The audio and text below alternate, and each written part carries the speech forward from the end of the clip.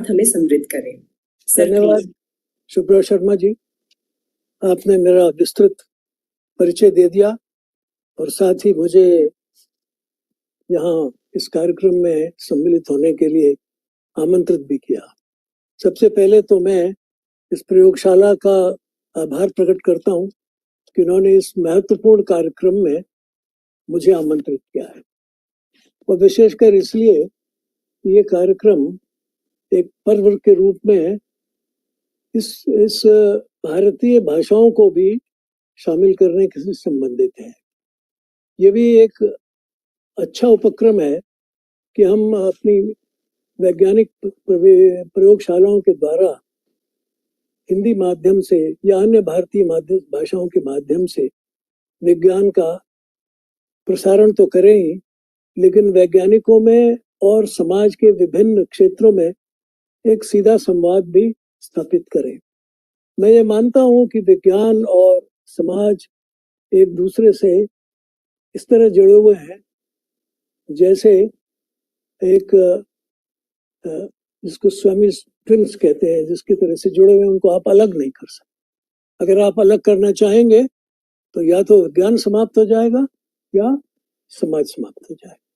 इसलिए विज्ञान और समाज को एक साथ देखने की ये दृष्टि, और वो भी अपनी भारतीय भाषाओं के द्वारा उसका प्रसार और प्रसारण करने की व्यवस्था श्लाघनीय है, प्रशंसनीय है। और मैं समझता हूँ केवल ये एक पर्व के रूप में कुछ समय के लिए न मनाई जाए, बल्कि मैं ये भी आग्रह करूंगा कि प्रयोगशाला से वैज्ञानिकों द्वारा उनके जो प्रायोगिक अनुभव है उस पर विभिन्न भाषाओं में लेख लिखे जाएं और वो भारतीय पत्र पत्रिकाओं में उनके अनुभव के रूप में प्रकाशित हों। मैंने अपने समय में एक ऐसी योजना बनाई थी कि जिसमें भारतीय वैज्ञानिकों और नोबेल पुरस्कार प्राप्त वैज्ञानिकों के बीच में संबंध स्थापित किया था, और ये आग्रह किया था कि वो विद्वान जो वहां से प्रशिक्षित होकर आते हैं वो फिर अपने अनुभव यहाँ अपने छात्रों को बताएं। ऐसा ही छोटे छात्रों के लिए एक योजना बनाई थी कि वो विज्ञान पढ़ें, अपनी भाषा में पढ़ें, और उसके बाद वो एक मंच पर खड़े हों और अपने आलेख को एक बहुत ही सुंदर पावर प्रेजेंटेशन के तौर पर भी उसे प्रस्तुत करें, और तब ये इस बात की कोशिश भी करें कि जो बैठे हुए श्रोता हैं वो उनको किस दृष्टि से देख रहे हैं। और मैं आपको एक घटना बताना चाहता हूँ कि एक ऐसी ही प्रस्तुति में हमारे साथ प्रोफेसर कस्तूरी रंगन जैसे और भी विद्वान बैठे हुए थे। उनमें से कुछ उसी प्रयोगशाला के थे, कुछ अन्य प्रयोगशालाओं के थे। एक छोटे से बालक ने, जो शायद 8वीं कक्षा के थे, अपना प्रस्तुतिकरण किया, और 20-25 मिनट के उस प्रस्तुतिकरण के बाद वो अपने हाथ को सीधे बांध के खड़े हो गए और श्रोताओं से पूछा, नाउ एनी क्वेश्चंस। ये जो उसका एक मुद्रा थी कि नाउ एनी क्वेश्चंस, यानी वो 8वीं कक्षा का बालक शायद 10-12 साल का रहा होगा, वो इतने बड़े विद्वानों से सीधे संवाद करके उनसे कह रहा है कि नाउ एनी क्वेश्चंस। तो उसका एक जो आत्मविश्वास है और जो विषय पर पकड़ है वो उससे प्रकट होती है। इसी तरह से यदि आपके द्वारा कुछ प्रकार के आयोजन हो जिससे नए छात्रों का और यहाँ के वैज्ञानिकों का परस्पर संवाद हो, और आजकल तो इस विधा से ये सार्वदेशिक संवाद हो सकता है, और तब आप देखेंगे कि भाषाओं में और भाषाई छात्रों में विज्ञान कितने गहरी पकड़ कर रख सकता है। इसलिए मैं चाहूंगा कि आप इस कार्यक्रम का विस्तार करें और केवल इस पर्व तक इसे सीमित न रखें, बल्कि अपनी प्रयोगशाला की एक बड़ी योजना बनाएं जिससे भारतीय छात्र जो सुदूर ग्रामों में भी रहते हैं वो आपके अनुभवों का और अपनी प्रतिभा का सीधा सीधा प्रदर्शन कर सके। बहुत बहुत धन्यवाद इस कार्यक्रम को में मुझे आमंत्रित करने के लिए। जैसा कि मेरा विषय है जो आपने प्रसारित किया है, मैं उसको सामान्य तौर पर 3 खंडों में विभाजित करूंगा। एक तो यह कि विश्व की वर्तमान परिस्थिति क्या है, दूसरा ये कि उसका कारण क्या है, ये परिस्थिति क्यों उत्पन्न हुई, क्या ये जिस खंड दृष्टि दोष की मैं आगे चर्चा करूंगा उससे उत्पन्न हुआ है, और यदि हुआ है तो उस खंड दृष्टि दोष का वास्तविक की विचारधारा क्या है, उसके मुख्य तत्व क्या है, और उसके परिणाम स्वरूप हमें किन कठिनाइयों का और किन कठिनाइयों ही नहीं बल्कि भविष्य की किन संभावनाओं से हमें दो चार होना पड़ेगा। फिर ये भी देखना पड़ेगा कि ये अगर परिस्थिति उत्पन्न हुई है तो इसका समाधान कैसे किया जा सकता है।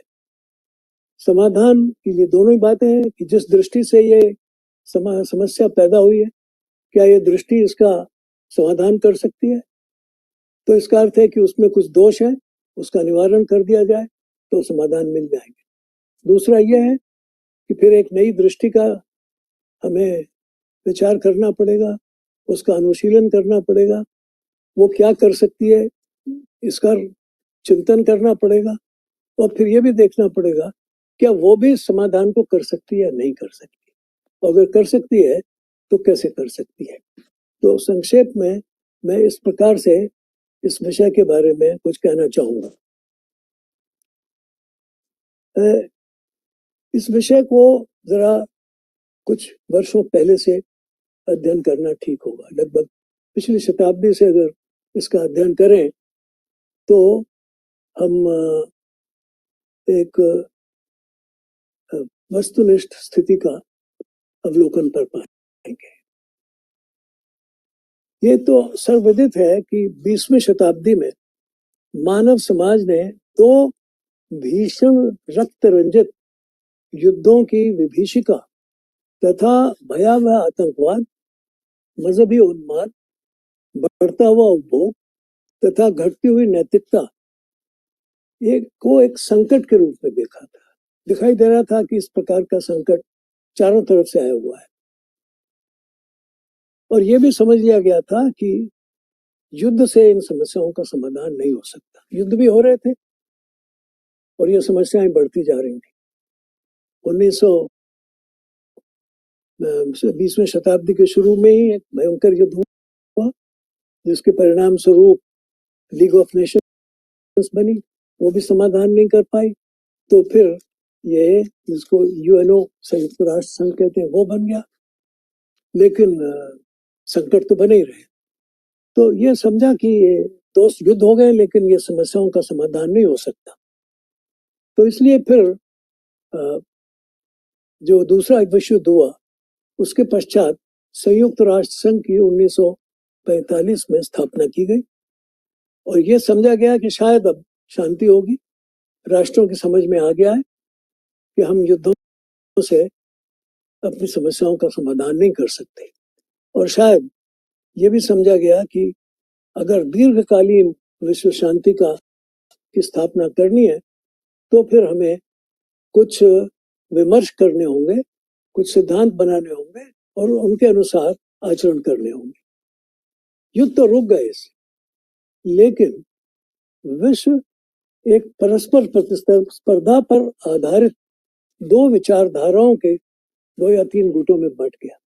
तब यह कहा जाने लगा कि ठीक है, युद्धों से तो हमने थोड़ा किनारा कर लिया, लेकिन हमारी विचारधाराएं हैं, इसके आधार पर विश्व में काम होगा या इस विचारधारा के आधार पर काम होगा। और इसलिए एक नए युद्ध जिसे शीत युद्ध कहते थे उसका जन्म। और यह युद्ध संभवतः जो मैदान पर लड़ने वाले युद्ध थे उनसे भी कहीं अधिक भयंकर सिद्ध हुआ, उससे ज्यादा भयंकर था। क्यों? क्योंकि इसने जिन विचारधाराओं को जन्म दिया था, तो मैं जो इन विचारधाराओं से चल रहा था जो युद्ध, उसमें इतनी प्रतिस्पर्धा थी, उसमें इतना आक्रोश था उसमें इतनी प्रबल आकांक्षा थी कि मेरी ही विचारधारा का प्रभाव होना चाहिए, इसलिए ये युद्ध इस रूप में विचारधाराओं के रूप में हो गया। लेकिन कुछ दिनों के बाद, जैसा आप जानते हैं कि जब दो प्रतिस्पर्धी विचारधाराएं चलती हैं तो कभी न कभी उनमें से एक को हटना पड़ता है, उसका पराभव हो जाता है, उसमें कुछ कमियां दृष्टिगोचर होने लगती हैं, तो उसका पराभव होता था। तो इसलिए एक दृष्टिकोण का पराभव हो गया और दूसरा दृष्टिकोण इसमें विजयी हो गया। पर तब ये कहा जाने लगा कि अब तो एक ही प्रकार का विश्व रह गया है, जिसको एक ध्रुवी विश्व कहते हैं, वन पोलर वर्ल्ड। इसमें अब कोई दूसरी बात संभावना नहीं है, बाइपोलरिटी नहीं है, ये है और जो है वो है, वो सबके लिए है और वो सबका है। और इसको एक नई वैश्विक राजनीतिक, तकनीकी, आर्थिक व्यवस्था का आधार बनाकर अब अन्य क्षेत्रों में जो दरारें हैं, या आर्थिक क्षेत्रों में और राजनीतिक क्षेत्रों में, उनको सपाट करने का एक समय आ गया है और ये नई व्यवस्था उसको करेगी। और शायद अब एक समन्वय और विमर्श के आधार पर बेहतर काम होगा, ये इच्छा थी। और इसलिए एक एकीकृत यूनिफाइड वर्ल्ड इसकी कल्पना की गई और उसके लिए इस एक नए कहिए संबोधन को प्रयोग में लाया गया, जिसका नाम था ग्लोबल विलेज। अर्थात विश्व ग्लोब जो है वो एक गांव की तरह से, जैसे जिसमें सारे लोग हिल मिलकर रहते हैं, उसके तरह से रहेगा और एक वैसा ही संबंधों का, परस्पर संबंधों का बड़ा बहुत ही हृदय स्पर्शी वातावरण उत्पन्न हो जाएगा।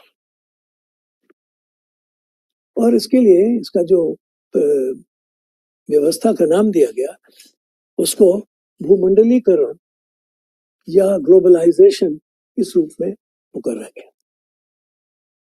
इसके परिणाम स्वरूप जो व्यवस्था बनी, वो जो संयुक्त राष्ट्र संघ था, उसकी सहायता के लिए ये एक संस्थाओं को उसमें सम्मिलित किया गया कि ये और यूएनओ और ये सब मिलकर अब एक नए प्रकार के विश्व सम्मेलन समुदाय का को संचालित करेंगे। और इसके लिए एक WTO, इसको विश्व व्यापार संगठन कहते हैं, उसकी भी स्थापना की गई। और इसका अर्थ यह था कि देखो अब तो विश्व एक हो गया है, इसलिए जो विश्व में बहुत से प्रतिरोध थे, बैरियर्स थे, उनको हटा देना चाहिए, उनके रखने की कोई आवश्यकता नहीं है। और इसलिए पूंजी का, टेक्नोलॉजी का परस्पर आदान प्रदान ये बहुत संभव और सरल बना देना चाहिए।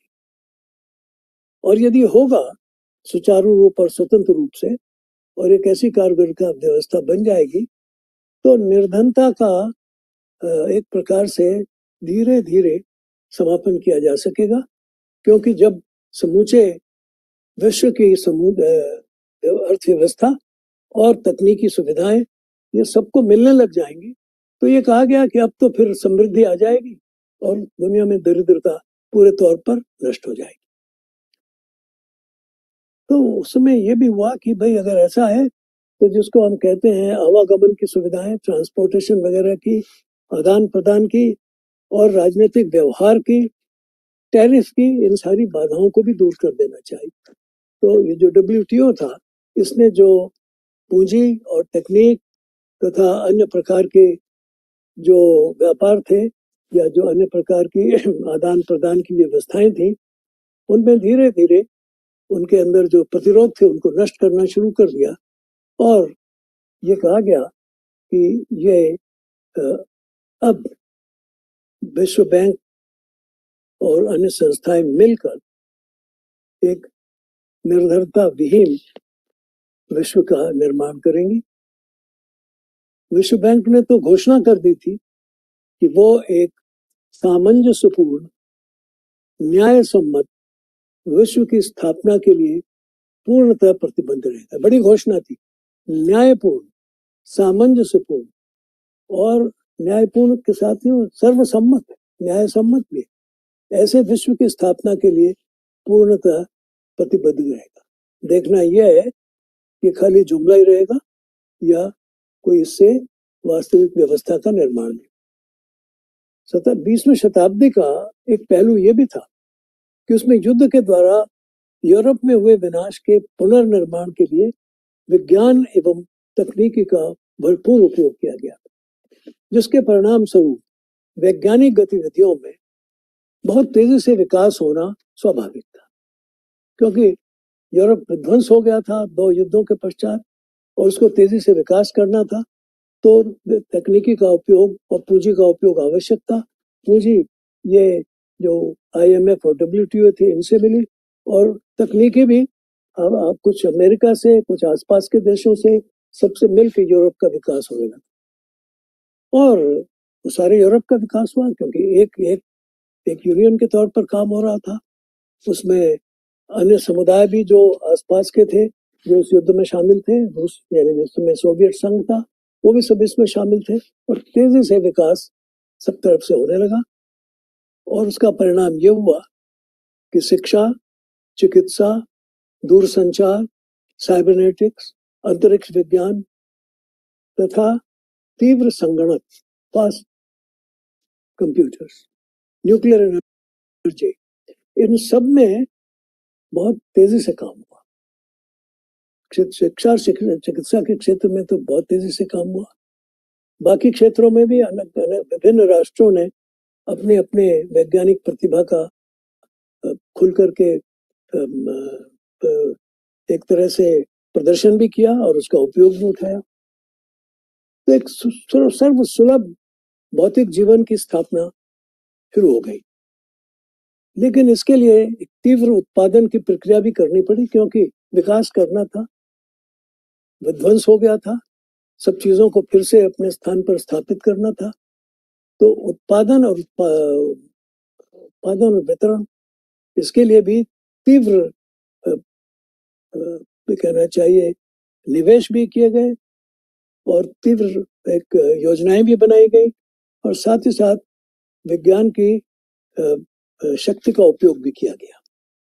तो उससे एक गगनचुंबी समृद्धि का द्वार उन विश्व में समृद्धि चारों तरफ दिखाई देने लगी। लेकिन उसी समय विज्ञान के क्षेत्र में कुछ ऐसे प्रयोग हो रहे थे कि जिसने न्यूटन और डेकार्त की जो यांत्रिक अवधारणा थी ब्रह्मांड के बारे में, उसके बारे में कुछ प्रश्न चिन्ह खड़े करने शुरू कर दिए। और ये एक ऐसी अवस्था आई कि जब एक तरफ तो आर्थिक, सामाजिक इस परिस्थिति के बारे में विचार हो रहे थे, दो प्रकार की विचारधाराओं में परस्पर संघर्ष चल रहा था, और दूसरी तरफ तकनीकी का क्षेत्र विकास हो रहा था, और तीसरी तरफ उस विज्ञान के बारे में भी कुछ प्रश्न चिन्ह खड़े हो रहे थे जिसकी दृष्टि से ये तकनीकी विकास हो रहा था। तो एक गंभीर परिस्थिति पैदा हो गई थी 20वीं शताब्दी के अंत के लगभग। अब मैं यहाँ थोड़ी सी चेष्टा ये करूंगा कि उपरोक्त जो वैश्विक घटनाएं हुई दोनों, उनमें ये वर्तमान परिदृश्य में क्या संबंध है, और विश्व पहले की अपेक्षा उन्नत हुआ या अशांत हुआ, उग्र हुआ या और अधिक प्रतिस्पर्धी हुआ। इसमें आतंकवाद और राष्ट्रों के संघर्ष और अधिक बढ़े, इसमें आर्थिक विषमता और असमानता और अधिक बढ़ी, इसमें आर्थिक साधनों पर एकाधिकार प्राप्त करने की होड़ और अधिक हुई, या इसमें कुछ अभाव हुआ, वृद्धि घटी, और लोगों में को लगा कि वितरण और आपसी लेन देन और अधिक सुलभ हुआ। अगर ये नहीं हुआ था, जो कि नहीं हो रहा था, तो उससे ऐसा लगा कि अगर इस व्यवस्था ने भी, ग्लोबलाइज्ड व्यवस्था ने भी जो उसकी घोषणा थी उसको पूरा न करने के बजाय एक तरह से एक नए संकट को जन्म दे दिया, जो आगे चल करके एक अस्तित्व के संकट के रूप में भी प्रकट हो सकता है। तो एक चिंता का विषय था। अब इस पर भी विचार करना है कि जब वैश्वीकरण ने एक गरीबी मुक्त विश्व की स्थापना और संघर्ष रहित मानव समाज की स्थापना की चिंता की थी और उसका आश्वासन किया था, और जिसे नोबेल पुरस्कार प्राप्त अर्थशास्त्री स्टिग्लिट्ज़ महोदय ने वर्ष 2001 में ही ये स्पष्ट कर दिया था कि ये शायद अपने उद्देश्यों में सफल नहीं है। और उन्होंने बहुत कहा था ये वैश्वीकरण न तो पर्यावरण की रक्षा कर सका है, न अर्थव्यवस्था को संतुलित रख पाया है, और न ही गरीबी का उन्मूलन कर पाया। तो बड़ी उन्होंने बहुत स्पष्ट इसकी असफलता की सीमा बता दी कि कहा तो इसने ये था कि हमें गरीबी मुक्त विश्व का निर्माण करेंगे, लेकिन 2001 के आते आते ही, यानी 20-25 साल में जब ये व्यवस्था बनी थी, तो उसमें उन्होंने कह दिया कि भाई बहुत कठिन है, शायद नहीं होगा। इसके बाद विश्व बैंक के जो तत्कालीन अध्यक्ष थे श्री बोलसेन, उनसे तो मेरी भेंट हुई। उस भेंट में उन्होंने कहा स्पष्ट 2003 में कि ये पृथ्वी कुछ शक्तियों द्वारा संतुलित कर दी गई है। उन्होंने इसका उल्लेख किया, एक इशारा किया, कुछ ऐसी शक्तियां हैं जो इस पृथ्वी में जो संतुलन हम स्थापित करने की चेष्टा कर रहे हैं उसको स्थापित करने में बाधा डाल रही है, लेकिन इन शक्तियों के बावजूद भी हमें एक समता मूलक समाज की स्थापना करना आवश्यक है, अनिवार्य है, क्योंकि यदि ऐसा नहीं किया गया तो भावी पीढ़ियां अपने भविष्य के लिए असुरक्षित होंगी। वो ये समझ नहीं पाएंगे कि हम आगे क्या करें। क्यों? क्योंकि हम एक असुरक्षित वातावरण का सृजन कर रहे हैं। तो जो भविष्य की पीढ़ियां हैं, जो नवयुवक हैं, नवयुवतियां हैं, उनके सामने एक प्रश्न चिन्ह खड़ा होगा कि हम एक असुरक्षा से निकल रहे हैं, हम अभी तक असुरक्षित थे, तो हम आगे कैसे चलेंगे? तो एक नितांत असुरक्षित भविष्य का निर्माण हो जाएगा। ये खतरा है, ये बहुत बड़ा संकट है, इसका समाधान होना चाहिए। बराक ओबामा जो एक समय संयुक्त इसके अमेरिका के अध्यक्ष भी थे, राष्ट्रपति थे, उन्होंने सन 2016 में तो यहाँ आए भी थे, तब भी उनसे मेरी बातचीत हुई थी। और जब मैं कोपेनहेगन की पर्यावरण की अंतर्राष्ट्रीय सभा में भाग लेने गया था, तब भी उनसे बातचीत हुई थी। और वो इस बात के लिए बहुत चिंतित थे तब भी कि भाई ये जो विश्व है बहुत असंतुलित हो रहा है। जो विश्व में जिस प्रकार की व्यवस्थाएं पैदा हो गई हैं उसमें विषमता बहुत तीव्रता से बढ़ रही है। और उन्होंने ये चिंता प्रकट की थी जब वो खासतौर पर संयुक्त राष्ट्र की सभा को संबोधित कर रहे थे कि अगर विश्व के 1% लोग इतनी संपदा के स्वामी हो जाएं जितनी की शेष 99% जनता के हिस्से में आती हो, तो ऐसा विश्व कभी भी संतुलित नहीं हो सकता। अब ये 2016 में कहा था, 2001 में उन्होंने कहा था, 2003 में उन्होंने कहा था, 2016 में उन्होंने कहा था, 2026 में जो विश्व विषमता की रिपोर्ट आई है उसने वैश्विक संतुलन का जो चित्र प्रकट किया है उसके आंकड़े में नहीं दिखाना चाहता हूँ, बहुत चिंताजनक हो जाएंगे यदि मैं सबको पढ़ दूंगा।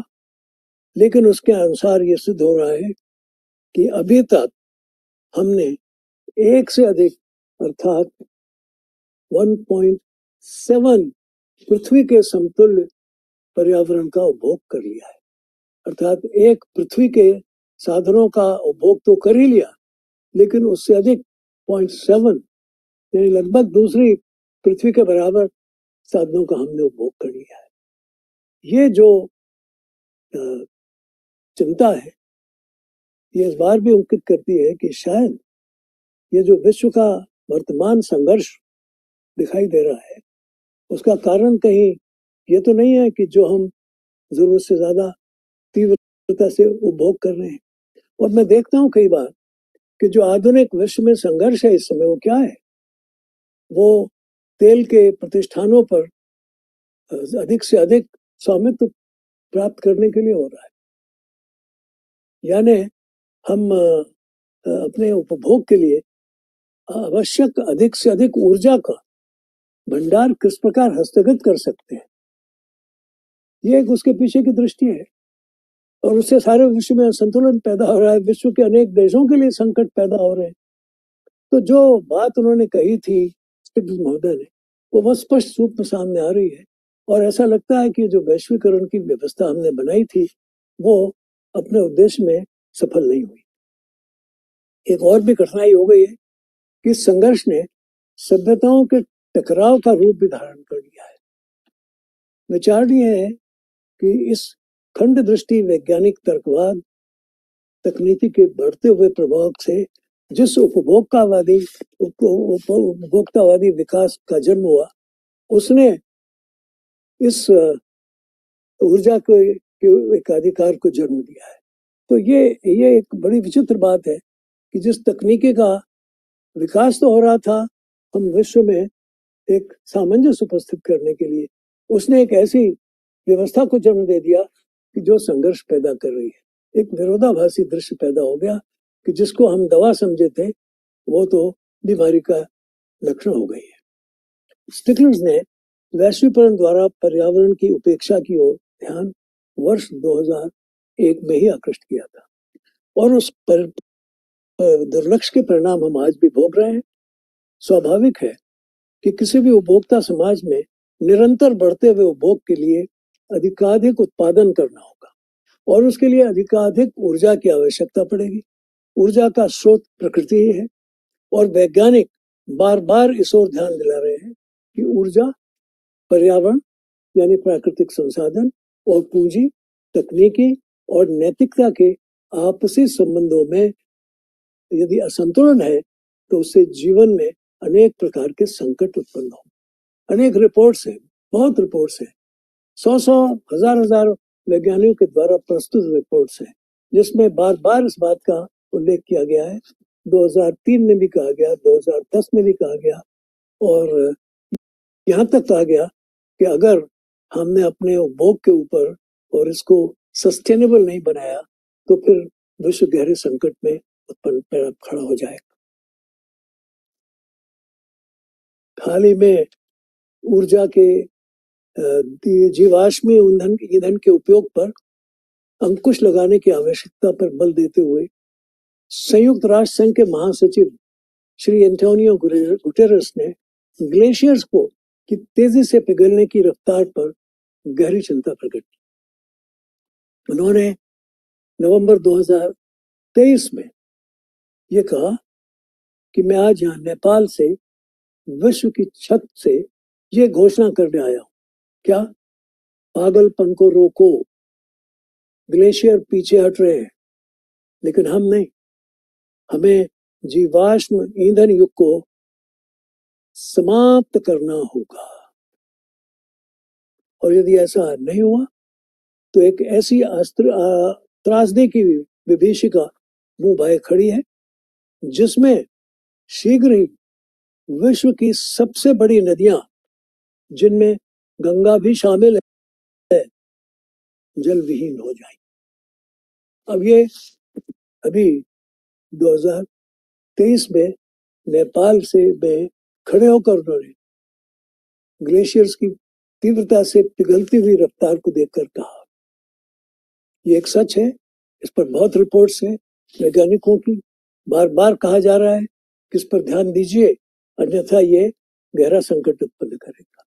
इसका परिणाम अगर हम देखें कम से कम, उन्होंने गंगा का नाम लिया है, तो हमें देखना चाहिए कि हिमालय पर इसका क्या प्रभाव हो रहा है। हिमालय के में यदि इसी प्रकार से ग्लेशियर्स पिघलते रहे तो सिंधु से लेकर ब्रह्मपुत्र और गंगा तक यहाँ और साथ ही साथ मेकोंग, सिनीवाली और इरावदी, ये सब नदियां जल विहीन हो जाएंगी और अफगानिस्तान से लेकर सिंगापुर तक का ये सारा इतना बड़ा जनसंख्या का करीब 2.5-3 अरब से ज्यादा जनसंख्या का जीवन संकट में पड़ जाए।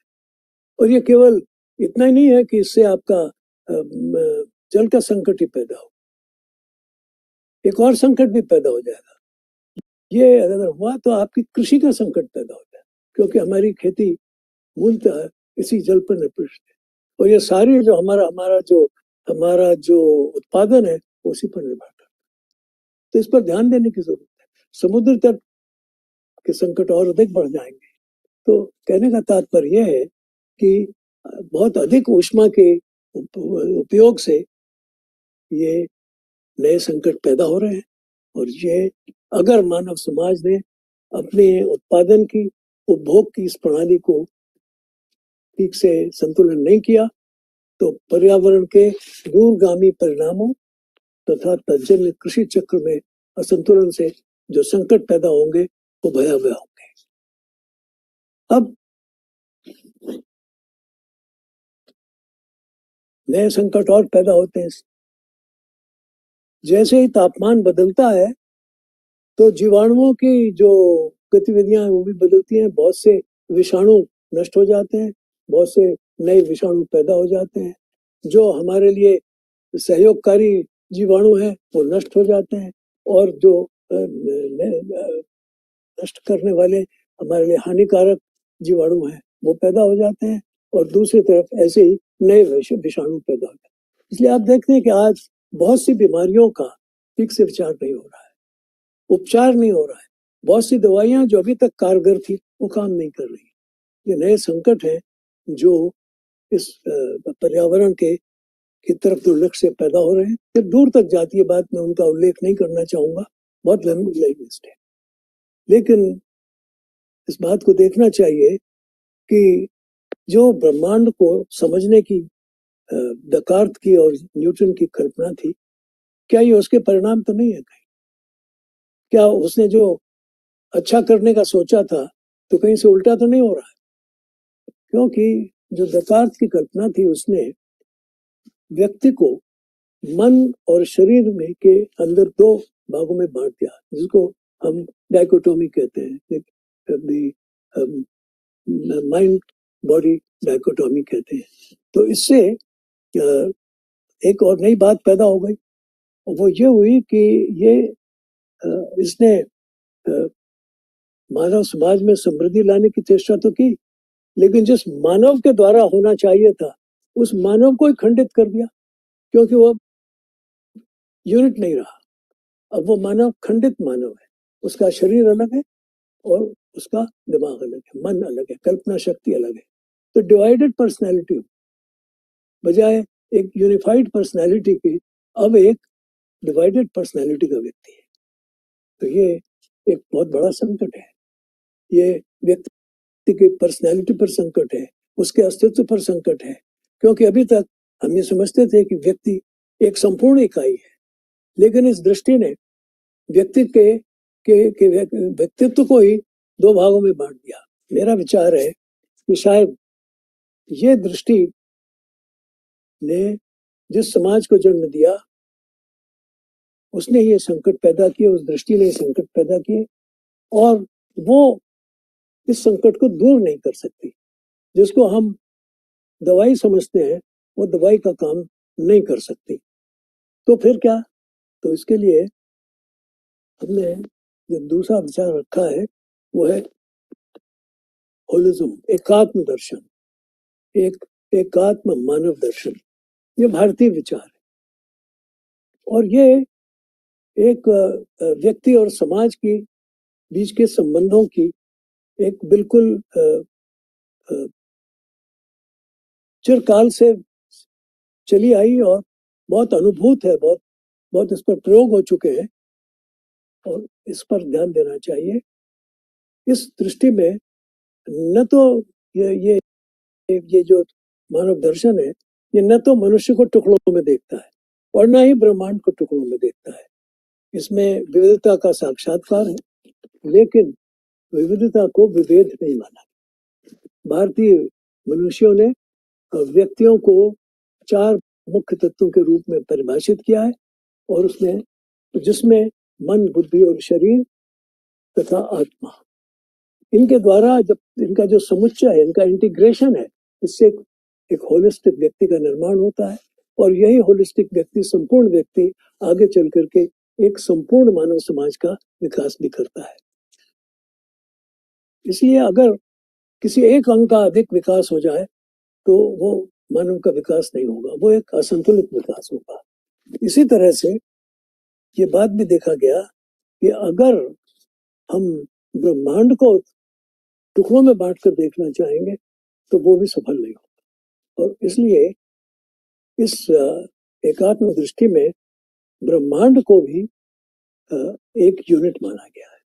और इसका एक बहुत स्वाभाविक इसके बारे में जो व्याख्या है वो है यत् पिंडे तत् ब्रह्मांडे, जो ब्रह्मांड में है वही मुझ में है। अहम ब्रह्मास्मि तत्त्वमसि अणोरणीयान मैं तो मैं। जो ब्रह्मांड है वही एक उसका यूनिट है, ये होलिज्म। जो अणु में है वही ब्रह्मांड में है, जो मैं हूं वही तुम हो और वही ब्रह्मांड, तो यूनिफाइड है। ये एकात्म है, ये जिसको कहते हैं खंडित नहीं है, ये एकात्म है। और इसलिए ये जो दृष्टि है ये एक ऐसे समाज का निर्माण करती है जिसमें कोई अंग दूसरे अंग का शोषण नहीं करेगा, क्योंकि वो तो अगर कोई दूसरे अंग का शोषण करेगा तो अपना ही शोषण करता है, क्योंकि वो तो अपना ही शोषण करेगा, क्योंकि वही स्वयं अंग है। इसलिए ये एक शोषण विहीन समाज की तरफ हमको प्रेरित करता है कि भाई तुम किसका शोषण कर रहे हो, तुम किससे ज्यादा ले रहे हो, तुम किसका खा रहे हो, तुम किसे वंचित कर रहे हो। अगर दूसरे को वंचित कर रहे हो तो तुम स्वयं ही अपने को वंचित कर रहे हो। इसलिए ये दृष्टि जो है ये समष्टि में एक अविच्छिन्नता का ध्यान करती है, कंटिन्यूटी का ध्यान करती है, और इसलिए ये फ्रेगमेंटेड अप्रोच के स्थान पर होलिस्टिक अप्रोच को देती है। प्रसन्नता की बात यह है कि आज के बहुत से वैज्ञानिक प्रयोग और सिद्धांत इस तरफ हमको प्रेरित कर रहे हैं। उनका लंबा उल्लेख करना तो आवश्यक नहीं है, लेकिन Heisenberg, Schrodinger, Penrose, de Broglie, Einstein और अपना ये कहना चाहिए जेसी बोस, ये सब इसकी तरफ बता रहे हैं कि देखो ऐसा लगता है कि ये जो विश्व है ये वास्तव में यूनिफाइड है।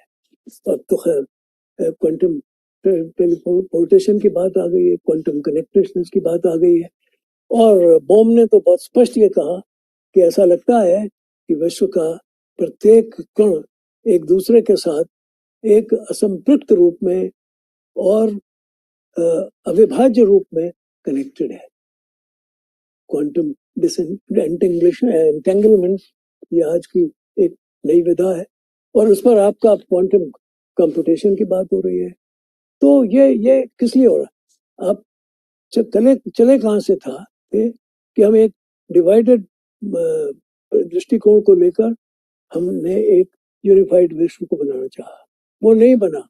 तो फिर हम एक दूसरी दृष्टि से काम कर रहे हैं जो एक नए मानवीय संबंधों को भी निर्धारित कर रहा है, और दूसरी तरफ एक नई वैज्ञानिक दृष्टि से नई समृद्धि का मार्ग भी प्रसिद्ध कर रहा है,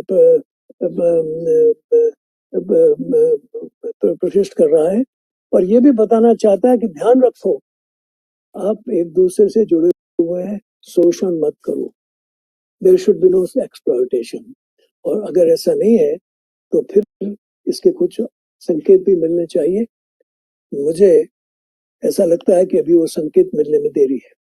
यद्यपि जेसी बोस ने इस बात को सिद्ध किया था कि ऑर्गेनिक और इनऑर्गेनिक में अब एक कोई भेद है, ये नहीं है। उनके सामान्य प्रयोगों ने यह साबित कर दिया था कि where the organic ends and the inorganic begins, where the living begins and the non-living starts, ये नहीं है। और बहुत स्पष्ट रूप से उन्होंने कहा था कि इन दोनों में जो संवेदनाएं हैं वो एक सी हैं, सिद्ध किया उन्होंने। प्राणियों में, धातुओं में, वनस्पतियों में एक से ही स्पंदन होते हैं। और वो इस बात को की स्थापना में उन्होंने अंतिम वक्त में यही कहा था कि मुझे आज इस बात का साक्षात्कार हुआ कि जो भारत के ऋषियों ने कहा था तत्वमसि, दैट द व्हाट, और जिसे श्रोडिंगर ने कहा और जिसको हेजनबर्ग ने स्थापित किया और बोम ने जिसको बार बार कहा, ये दृष्टि ही सही है।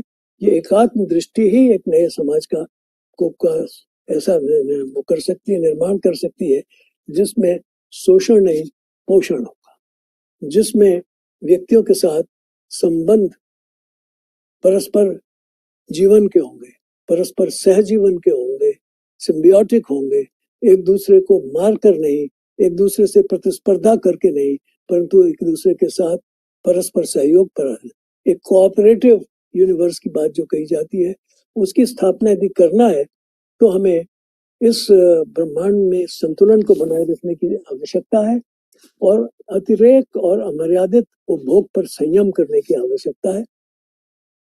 तो यदि ऐसा नहीं किया तो सामाजिक, आर्थिक, समस्त राजनीतिक संस्थाओं का जो जीवन है वो खतरे में पड़ जाएगा।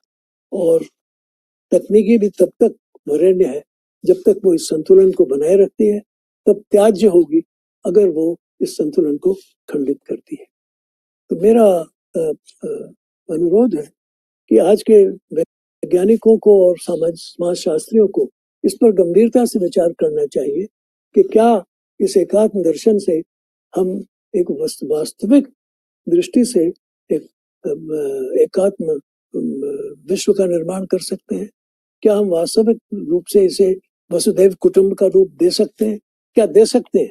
क्या इस दर्शन में ये संभावना है? इज इट पॉसिबल कि आज का जो भोग का जो एक स्तर पैदा हो गया है, जो जीवन की जिन सुविधाओं में हम रहने के आदी हो गए हैं, तो क्या उनको उनसे कुछ हटकर उनसे कुछ अलग हटकर या उनमें कुछ न्यूनता लाकर हम धीरे धीरे एक नए वैश्विक व्यवस्था का निर्माण कर सकते हैं? क्या ये संभव है या ये कठिन है? मैं समझता हूँ कि ये संभव है, कठिन हो सकता है। कई बार मैं देखता हूँ कि हमारे देश में जो सिख समाज है उसने एक इस प्रकार की व्यवस्था को हमारे सामने प्रस्तुत किया है, एक प्रयोग में प्रस्तुत किया है।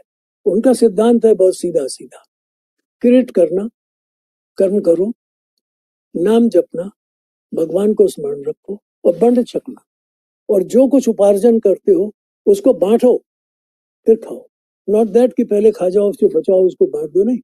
ये बहुत ही महत्वपूर्ण सिद्धांत है जो उपनिषद का सिद्धांत है। तेन त्यक्तेन भुंजीता, त्याग पूर्वक भोग करो, वो सिद्धांत उन्होंने जीवन में प्रदर्शित किया है। और इसलिए आप वो कहते हैं कि भाई खूब काम करो, किरीट करो, परिश्रम करो, लेकिन नाम जपो, भगवान को भूलो नहीं, उस शक्ति को भूलो नहीं जिसने तुम्हें ये अवसर दिया है एक उपयोगी मनुष्य के रूप में बनने का। उसका नाम भी लेते रहो, कर्म भी करते रहो, और उसका जो फल मिलता है उसे अकेले मत खाओ, उसे बांट कर खाओ, और खाने से पहले बांट, त्यक्त पहले, भुंजित बाद, पहले खा जाओ बांट। तो मैं ऐसा समझता हूँ कि ये संभव है ये व्यवस्था बनाना, एक तेन त्यक्तेन भुंजिता पर एक जिसको मैं कहूँगा एकात्म मानव दर्शन पर आधारित व्यवस्थाओं को व्यवहार में लाना संभव है, कठिन जरूर है, पर अगर वैज्ञानिक और समाजशास्त्री इस पर गंभीरता से चिंतन करें तो देर लग सकती है, पर संभव किया जा सकता है और नए, शांत, समृद्ध और प्रगतिशील विश्व का निर्माण हो सकता है। धन्यवाद, नमस्कार। नमस्कार सर, मेरी आवाज हाँ जी, सुन पा रहे हैं? जी जी, नमस्कार सर। और मैं सर आपका हार्दिक धन्यवाद और आभार व्यक्त करना चाहूँगा। एक बहुत ही महत्वपूर्ण विषय में आपने अपने विचार हमारे सामने रखे। महत्वपूर्ण क्या सर, ये तो अति महत्वपूर्ण विषय है, क्योंकि ये मानव सभ्यता के और मानव समाज के अस्तित्व को लेकर के है। तो अस्तित्व, संकट और समाधान दोनों पर ही आपने अपने विचार रखे। बहुत बौद्धिक आपने सत्र को बनाया, आपका आभार सर। सर अब एक हम प्रश्नोत्तर सेशन की तरफ आगे बढ़ेंगे, बल्कि इस विचार विमर्श का जो आपने एक बीज यहाँ पर रख दिया है, मैं चाहूंगा कि हमारे साथी इसको आगे ले जाएं।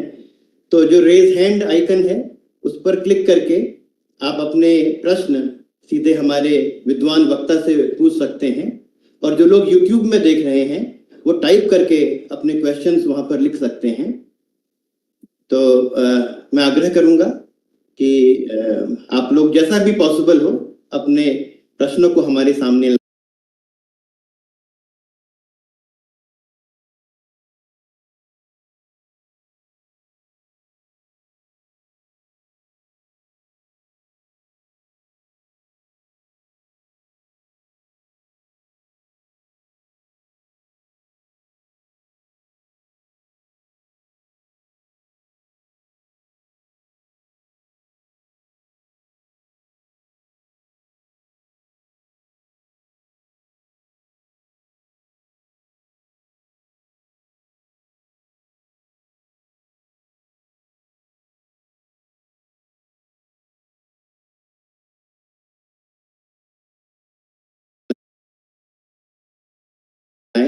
और इस विचार विमर्श के क्रम को आगे बढ़ाएं। इसको आगे भी बढ़ा सकते हैं, आज भी नहीं हो तो आगे भी बढ़ा सकते हैं। जी श्योर सर, श्योर। जी जी, क्योंकि इस पर मैं सबके विचार सुनना चाहूंगा। इसको आगे बढ़ाने के लिए जितने भी सुझाव होंगे, जो इसमें सुधार यदि करना है तो उसके लिए भी इसमें कि इनको किस दिशा में और ले जाना चाहिए उस पर भी। जी जी सर, वो जो आपने संक्षेप में जो चीज कही, तेन तकते न भुंजी था, तो बात तो यही है। अब इसको कैसे हम लोग आगे ले जाएं, और देर लगेगी लेकिन समाधान संभव है। एक बहुत ही पॉजिटिव एस्पेक्ट के साथ आपने अपने विचार को यहाँ पर पूरा कहना चाह रही हैं। ये शुभ्रा जी कुछ कहना चाह रही हैं। अवश्य। मैं ये कहना चाह रही हूँ, मेरे पास 3 प्रश्न आ गए हैं भुवन जी, आप उसे ले सकते हैं। Please please. तो क्या हम YouTube के क्वेश्चन जो है बाद में लेते हैं, पहले हम डायरेक्ट अगर क्वेश्चन अपने वेबएक्स पे प्लीज प्लीज। भुवन में जी, डॉक्टर शोम शर्मा हमारे साथ हैं जी। रिस्पेक्टेड जोशी सर, नमस्कार। और आज हम लोग बहुत कृतिभूत हुए आपके व्याख्यान को सुन के, और ये इतना टची था कि हमारे अस्तित्व के ऊपर आपने इतने सहज और सरल तरीके से हम सभी लोगों को कुछ चीजें ऐसी बताई जो हमारे लिए बहुत आवश्यक हैं। मेरा छोटा सा प्रश्न ये था कि जैसे आपने इस बात पे जोर दिया कि वैज्ञानिक और जो हमारे समाजशास्त्री और लोग जो हैं, उन लोगों को इस विषय में काम करके और अपने जो ग्लेशियर मेल्ट हो रहे हैं या जो हमारा पर्यावरण खराब हो रहा है या पर्यावरण प्रदूषित हो रहा है और जिससे बहुत सारी तरीके की बीमारियां और दवाइयों का इफेक्ट कम हो रहा है, इनमें हम लोगों को काम करना है। सर, इसमें जो हमारी वैश्विक मतलब पूरे विश्व में जो व्यवस्थाएं हैं, उसमें जो सरकारें हैं सर, जो गवर्नमेंट्स हैं विश्व की, और उनका भी कोई योगदान या उत्तरदायित्व तो होना मतलब आवश्यकता है। आपका उसमें क्या विचार है इन चीजों को प्रभावी रूप से लगाने के लिए? यह मेरा एक छोटा सा प्रश्न था सर। मैंने आपका प्रश्न बहुत समीचीन है, बहुत आवश्यक है, पर मैंने जो प्रयोग किया इसमें सामाजिक आर्थिक संस्थाओं का, उसमें सरकारें भी शामिल हैं। तो सरकारों का उत्तरदायित्व तो बहुत उनकी शक्ति के अनुसार बहुत ज्यादा बढ़ता है। सबसे अधिक उत्तरदायित्व तो उन्हीं के पास है, क्योंकि अगर वो कई बार अगर क्षमा करें तो अपनी सत्ता के को बनाए रखने के लिए पर्यावरण का नुकसान कर देती हैं। ये इसको सारी दुनिया देख रही है। अमेरिका में यही हुआ, एक और देशों में भी ऐसा ही हुआ। तो सरकारों को तो बहुत सावधान होना पड़ेगा कि उनकी जो प्राथमिक ड्यूटी है, उनका जो प्राथमिक कर्तव्य है, वो मानव समाज को बचाना है या अपनी सत्ता को बचाना है। दुर्भाग्य है कि दुनिया भर में सत्ताएं केवल राजनीतिक पार्टियां केवल अपनी सत्ताओं को बचाने के लिए ही ज्यादा चिंतित रहती हैं। समाज या मानव की जो जीवन की जो संकट है उनकी तरफ ध्यान कम देती है। अगर वो ध्यान देना शुरू किया जाए तो ये जो आपाधापी है कि तेल पर मेरा अधिक हो, यूरेनियम पर मेरा अधिक प्रभाव हो जाए, इस खाद्य क्षेत्र को मैं कब्जा कर लूं, ये सारी बातें कम हो जाएंगी। तो ये आवश्यक है कि हम राज्यों को, राज्य सत्ता में बैठे हुए लोगों को इस बारे में सचेत करते रहें कि भाई ये इस कर्तव्य का पूरे तौर पर निर्वाह करो और ये देखो कि जो संकट पैदा हो रहे हैं उसके निवारण करने में तीव्रगामी कदम उठाओ। मैं इससे सहमत हूँ। धन्यवाद सर। धन्यवाद। धन्यवाद सर। डॉक्टर हरीश गढ़वी जी, उनका मैं हैंड रेस देख रहा हूँ। हरीश जी नमस्कार। प्रोफेसर मुरलीधर जोशी जी, मेरी आवाज आ रही है? हेलो जी जी, आ रही है आपकी आवाज हरीश जी। पहले तो मैं आपका बहुत बहुत धन्यवाद करता हूँ कि जो ओवर कंजम्पशन की जो इकोनॉमी या जो एक तरह का जीवन का ये बन गया है, सिस्टम बन गया है, जिससे कि ये एक वैश्विक चिंता का विषय है और आपने उसके ऊपर सचेत किया हम सभी को। इसके लिए आपका बहुत बहुत धन्यवाद। मेरा प्रश्न ये है, शायद मैं आपका भाषण शायद गलत समझा हूँ तो आप मुझे करेक्ट भी कर सकते हैं। मुझे ऐसा लगा कि आपने जब इसकी बात की तो उसको एक पश्चिमी तत्वज्ञान और भारतीय तत्वज्ञान के हिसाब से उसको डिवाइड किया, उस प्रश्न को, कि किसी न किसी रूप में पश्चिमी तत्वज्ञान इस ओवर कंजम्पशन और इनइक्वालिटी के लिए जिम्मेदार है, लेकिन भारतीय समाज में इनइक्वालिटी खास तौर पे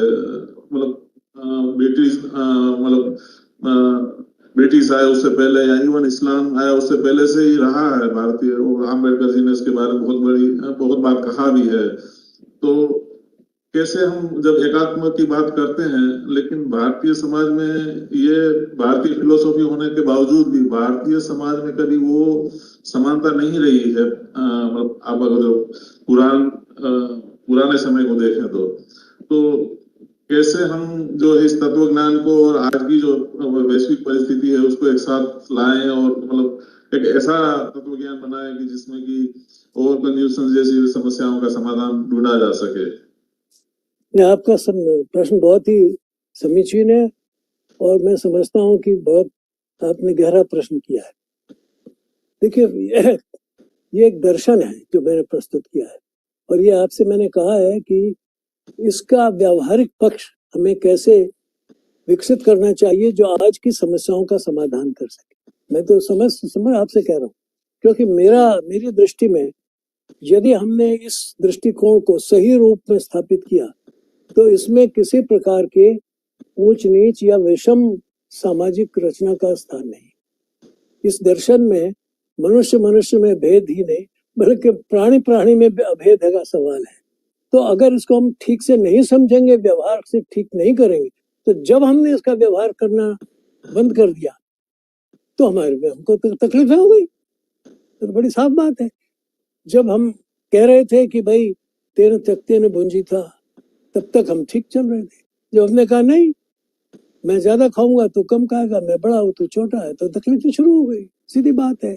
तो हमें यह विचार करना है कि इस दर्शन के व्यवहार में जो हमसे गलतियां हुई है उनको हम कैसे सुधारें। ये तो मैंने आपसे स्वयं आग्रह किया है कि भाई मुझे बताइए कि इस दर्शन को और अधिक सुग्राही, व्यावहारिक और सर्वसम्मत कैसे बनाया जाए, क्योंकि इसी में सबसे ज्यादा गुंजाइश है दूसरों की तुलना में। क्योंकि इसमें थोड़ी बहुत कमजोरियां है, दूसरों में तो बहुत खड़ी कमजोरी है। तो इन कमजोरियों को हम इसलिए भी ठीक कर सकते हैं क्योंकि ये हमारे दर्शन में इस देश में ज्यादा समझी जा सकती है कि ये क्यों पैदा हुई। दूसरे शायद इसको समझेंगे नहीं। वहां ज्यादा पैदा हुई है उनके कारण से, वो तो उनका दर्शन ही वैसा है, इसलिए वहां गड़बड़ी हो तो मुझे कोई चिंता नहीं। क्योंकि वहां जो अग्राहमिक दर्शन है वो तो कहता ही है कि ये पृथ्वी तेरे भोग के लिए पैदा हुई, दुनिया का भोग कर, आदम इसीलिए भेजा गया दुनिया में। हमारे यहाँ तो ये बात नहीं, हमारे दर्शन में तो ये बात नहीं है, लेकिन फिर भी हम क्यों नहीं कर पा रहे हैं, ये बात हमको देखने की जरूरत है। क्यों नहीं कर पा रहे? हम कर रहे थे, छूट गए। अब ये कहना, इसमें विवाद आता है कई बार, बहुतों का ख्याल है कि हम कभी भी नहीं कर पा रहे थे। अब ये तो इतिहासज्ञों के लिए मैं छोड़ता हूँ, वो इतना बड़ा लंबा इतिहास है इस देश का, उसमें हम कब क्या कर रहे थे, क्या नहीं कर रहे थे, उतना अध्ययन तो मेरा नहीं है, शायद बहुत लोगों का नहीं है। लेकिन आज क्या हो रहा है, जो आपने प्रश्न किया उससे मैं सहमत हूँ, और मैं इसीलिए किसी इस एकात्म दर्शन के आधार पर मैं निश्चित रूप से कह सकता हूँ कि जो व्यवस्था मानव मानव में भेद करती है वो एकात्म दर्शन को स्वीकार नहीं है, दैट इज अगेंस्ट इट। और यदि वो कहीं हो रही है तो वो डिस्कार्ड कर देनी चाहिए, उसका विरोध कर देना चाहिए, उसे जल्दी से जल्दी कैसे खत्म किया जाए उस पर विचार किया जा रहा है। कठिनाई ये है कि लोग कई बार इस विचार को ये समझ करके कि सारे जो इस देश में सामाजिक तौर पर कुछ बहुत सारी कुरीतियां दिखाई देती हैं, उसका जन्म इसी विचार से हुआ है। इसलिए बजाय कुरीतियों को विचार करने के इस विचार पर ही आक्षेप करने लगते हैं। इसलिए मैंने उदाहरण स्वरूप बताया कि जैसे सिख समाज में आप देखें, उसमें सामाजिक भेदभाव इस प्रकार के बहुत कम है, थोड़ा बहुत कम है। उसमें इस प्रकार की प्रवृत्ति, सेवा की प्रवृत्ति, बांटकर खाने की प्रवृत्ति आज भी विद्यमान है।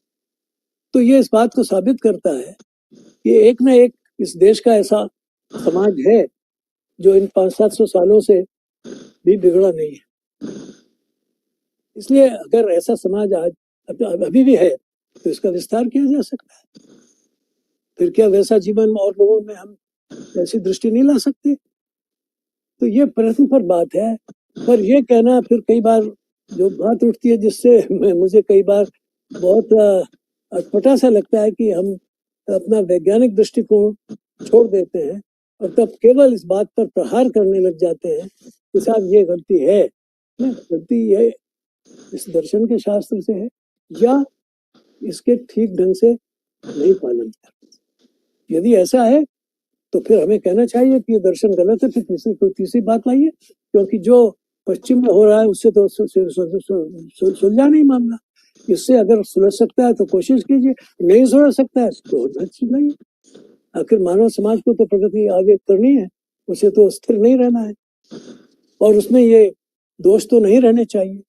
अगर उसमें शोषण और विषमता बनी रहेगी तो समाज तो कभी प्रगति नहीं करेगा। ऐसा भी तो हो सकता है कि पश्चिम, मैं मानता हूँ कि पश्चिम का जो तत्व ज्ञान है या जिसके वो फिलोसॉफी बोलेंगे जीवन की, वो गलत है। वो मेरा ये पर्सनल निजी मानना है। लेकिन ये भी तो हो सकता है कि हम जब इसका समाधान हम भूतकाल में ढूंढने की कोशिश करते हैं, वो भी गलत हो सकता है। मतलब श्री भगवान राम के भी बारे में कहा जाता है कि उन्होंने जो है अश्वमेध यज्ञ किया था, वो भी एक तरह का युद्ध ही है, एक तरह से देखा जाए तो। वो भी बिना किसी के उकसाए किया गया युद्ध ही कोई बोल सकता है उसको। तो देखिए, बजाय भूतकाल में हम समाधान ढूंढे, क्यों ना हम अपनी एक नई फिलोसॉफी बनाए जो पश्चिमी और सारे विश्व को भी स्वीकार्य हो। नहीं, देखिए इसमें बिल्कुल सही है। देखिए, युद्ध ये एक मानवीय प्रकृति है, पहले भी था, आज भी, ऐसा नहीं है। पर युद्ध की प्रकार और कारण, इस पर विचार करना पड़ेगा। आखिर महात्मा गांधी ने अंग्रेजों के खिलाफ युद्ध किया कि नहीं? देश ने किया कि नहीं? क्या कहेंगे आप उसे? होना चाहिए कि नहीं होना चाहिए?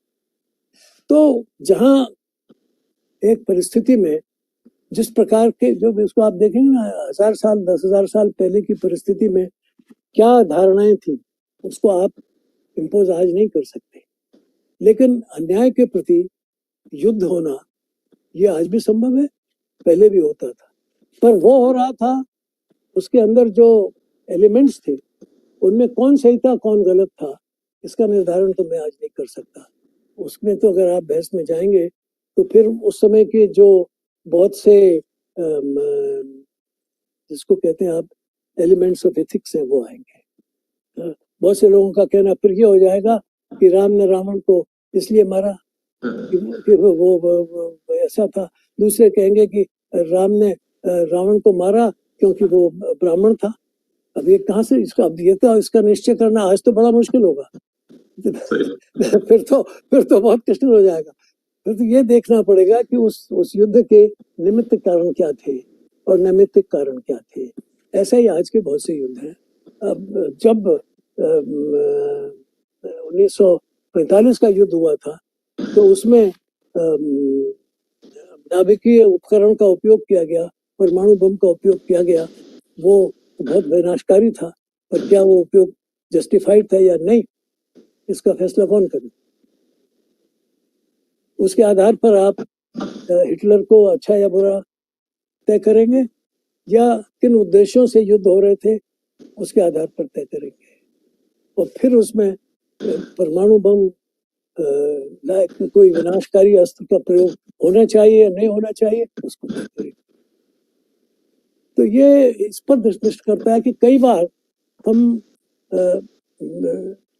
तार्किक दृष्टिकोण छोड़कर प्रचार के दृष्टिकोण से प्रभावित हो जाते हैं,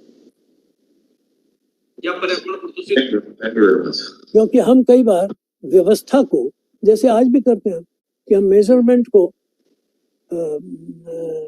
सब्सटेंस मान लेते हैं कि हम तीन फुट का एक वो लेकर के एक मेजर करने वाला कपड़े को नाप रहे हैं, तो हम कपड़ा छोड़ करके मेजरमेंट को मुख्य मान लेते हैं।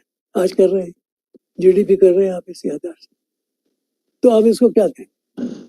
तो ये एक नई प्रकार की परिस्थितियां पैदा होती हैं, उससे नए संघर्ष पैदा होते हैं, हो रहे हैं, उससे हो रहे हैं।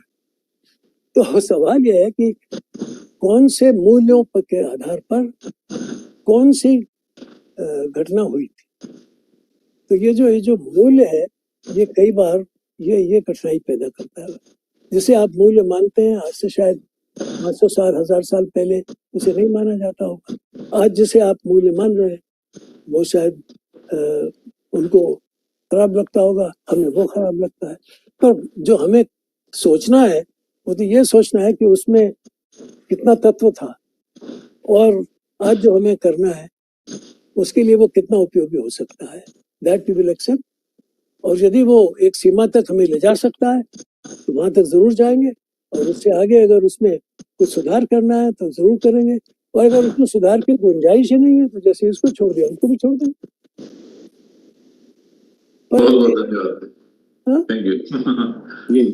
धन्यवाद सर। सर एक YouTube से भी एक हम ले लेते हैं कमेंट। भुवन हमारे बीच एक जी मैं देख पा रहा हूँ, नविंदर है और संजीव भी कुछ प्रश्न करके आ रहे हैं। ठीक है, मैं दोनों को बुलाता हूँ। एक सर YouTube में नवल किशोर गुप्ता जी, उन्होंने कमेंट किया है, वंडरफुल लेक्चर। और सर उनका क्वेश्चन ये है कि सन 2026 में with a population of more than 140 crore what decisive role India can play. वो आपका ये जी ये एक इस प्रश्न का उत्तर एक YouTube के सामान्य प्रश्न उत्तर में देना कठिन है, लेकिन मैं तो इतना ही कहूंगा कि इस विभीषिका को रोकने के लिए हमें निश्चित रूप से जनसंख्या नामक तत्व पर गंभीर विचार करना पड़ेगा। भूल ये हुई है कि हमने इस पर ध्यान नहीं दिया, और उसका कारण भी जैसा मैंने अपने व्याख्यान में भी कहा कि मुख्यतः ऐसे राजनीतिक कारण होते रहे कि जिसमें हमने सत्ता को सामने रखते हुए इन बहुत से मुख्य कारणों पर ध्यान नहीं दिया। एक समय ऐसा आया था जब जनसंख्या के प्रश्न पर ये विचार कर रही थी सत्ता कि इसका हल करना है, और उसके लिए कुछ उपाय करने की कोशिश की गई, पर वो बुरी तरह विफल हुई। मेरा संकेत 1975 की तरफ है, और उसके बाद ये समझा गया कि ये जनसंख्या वाला प्रश्न बहुत ही जटिल है, बहुत ही संवेदनशील है, तो इसको थोड़ा धीमे कर दिया जाए। तो वो 1975 की घटनाओं का प्रभाव ऐसा पड़ा कि हर एक सत्ता पक्ष, हर एक सरकार इस प्रश्न को वापस करती रही। मुझे स्वयं अपने समय की सरकार का अनुभव है। हमारे सामने भी ये प्रश्न आया और तब ये कहा गया कि भाई कुछ न कैसे उपाय किए जाने चाहिए कि जिसका जनसंख्या की वृद्धि पर प्रभाव पड़े। ऐसे सुझाव आए थे कि जैसे जहां एक से अधिक संतान पैदा हो रही है तो उसको थोड़ा एक तरह का उस पर प्रतिबंध लगाया जाए कि भाई अगर आप सरकारी नौकर हैं और आपकी संतान 2 से 3 से अधिक हो गई है तो फिर आपकी बहुत सी सुविधाओं में कटौती हो जाएगी जो आपको मिल रही थी। तो इसका एक प्रभाव होता है। या जैसा एक राज्य ने कोशिश की थी कि यदि आप पंचायत का चुनाव लड़ना चाहते हैं तो ये शर्त लगा दी थी कि आपके 2 से अधिक बच्चे नहीं होने चाहिए।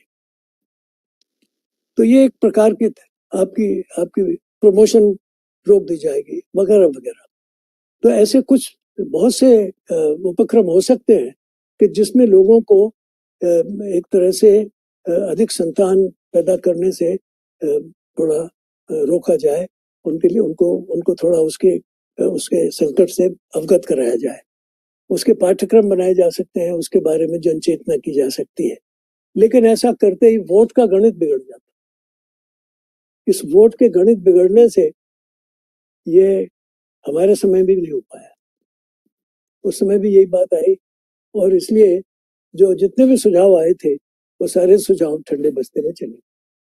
तो जैसा मैंने कहा कि और अभी पहले प्रश्नकर्ता ने भी कहा था कि सरकारों के क्या रूल्स होने चाहिए, तो उसमें एक बाधा यही आती है कि सरकारों के सामने सत्ता में बने रहने का मुख्य प्रश्न होता है और उसमें कई बार जनहित की वो बहुत जो मूलभूत समस्याएं हैं उन पर भी ध्यान नहीं जाता। ये जीवन के अनेक क्षेत्रों में हम इसको बार बार देख रहे हैं।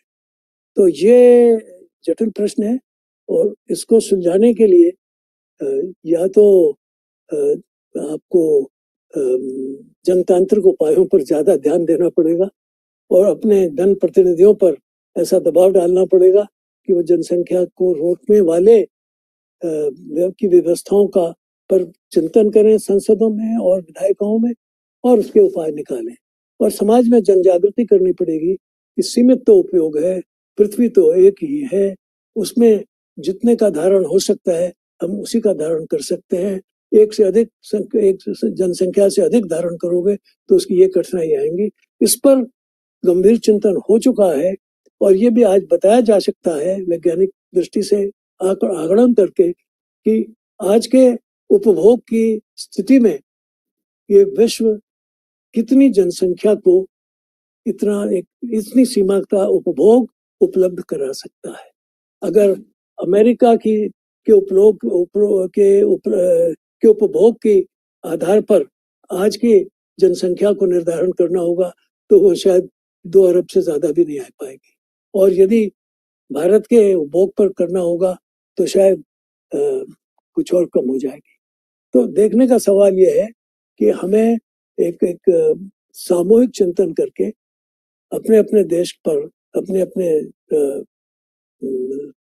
प्रतिनिधियों पर इस बारे में आग्रह करना पड़ेगा कि वो अपने कम से कम अपने समाज की अपने क्षेत्र की संधारण क्षमता को उसकी जो सस्टेनेबिलिटी है उसको ध्यान में रखते हुए अपने उपभोग और अपनी ऊर्जा का और पर्यावरण का संतुलन कायम करें।